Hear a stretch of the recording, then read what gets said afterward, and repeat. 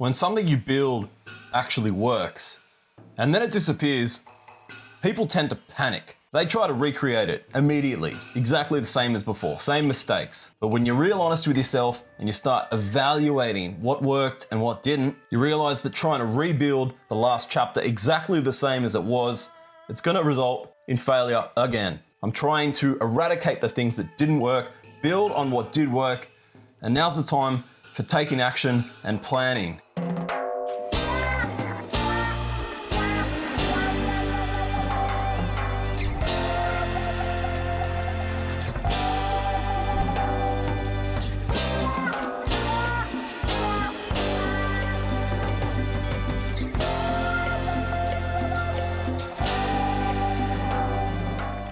I'd be lying if I said there wasn't a burning urge to jump on a plane tomorrow and just wing it.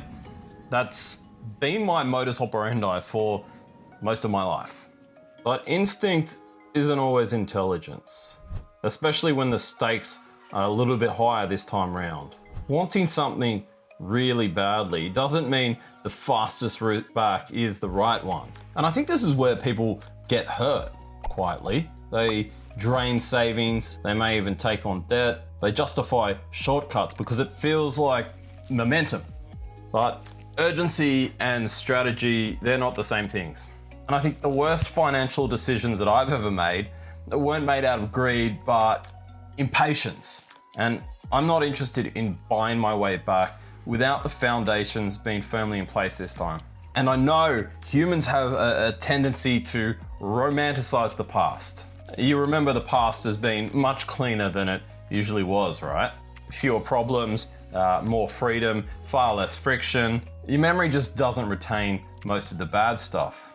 Probably why most of us have gone back to an ex-partner at some point in our lives. Nostalgia kind of edits out the bad parts, the parts that matter, the compromises, the blind spots, the things I ignored because life felt good. Someone I respect deeply commented after the last video. They said something about having a 2-year-long window of focus. And my reaction was physical. I nearly threw up when I read it. Not because he was wrong, but it forced me to confront something that's uncomfortable.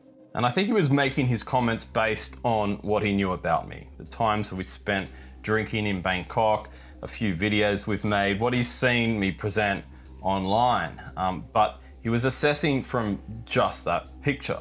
And it's a fair assessment based on what he knows, but it's not probably a complete picture. Alignment isn't about how long something takes.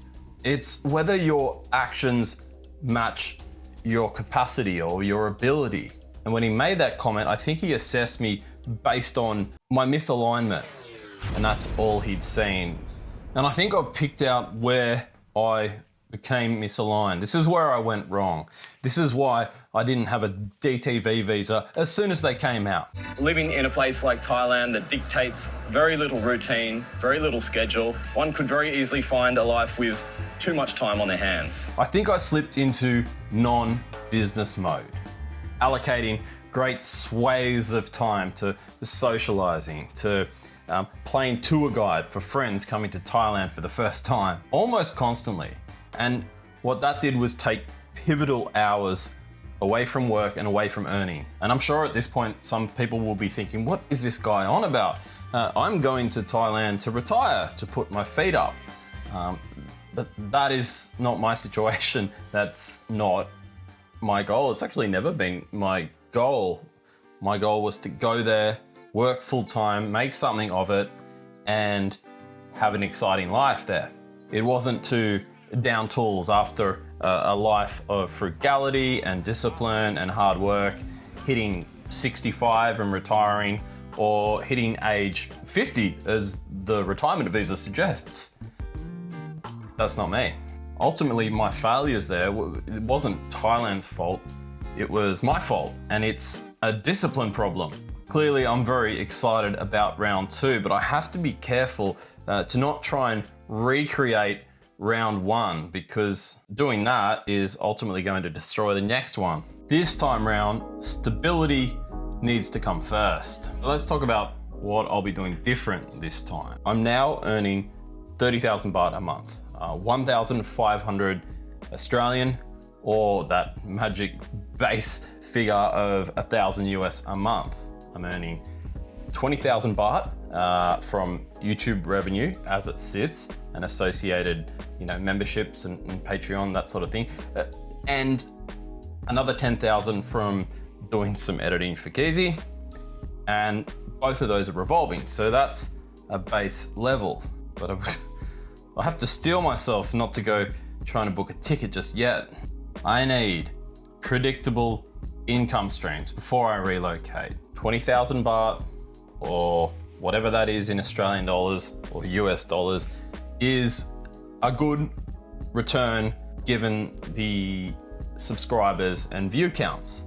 So in terms of YouTube, I'm actually doing pretty well. But traditionally what I've not done well out is having a structured week and a regulated output. A filming, editing schedule, if you will, with clear weekly output targets.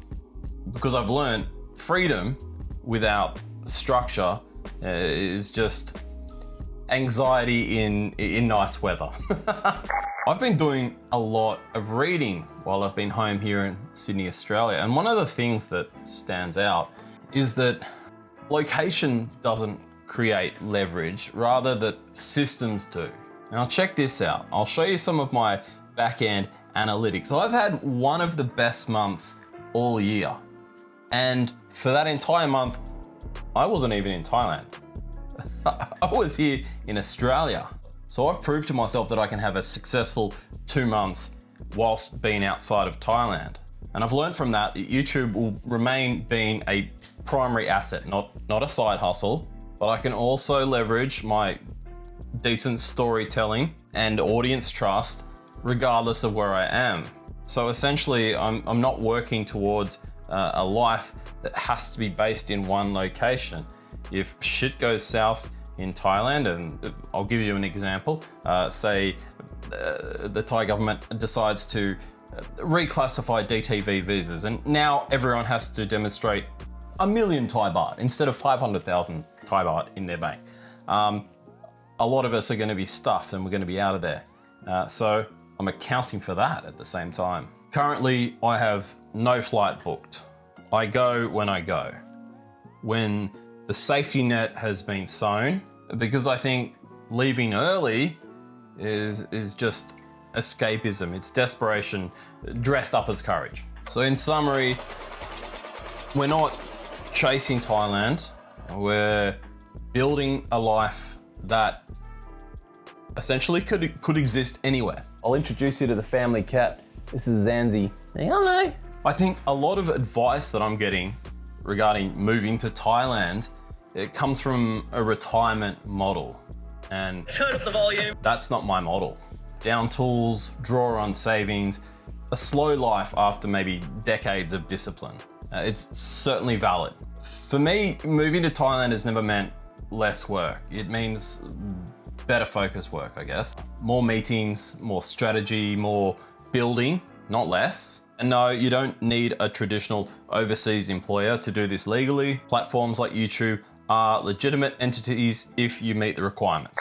Just grind for 10 years, just go back illegally, or pick another country, any country.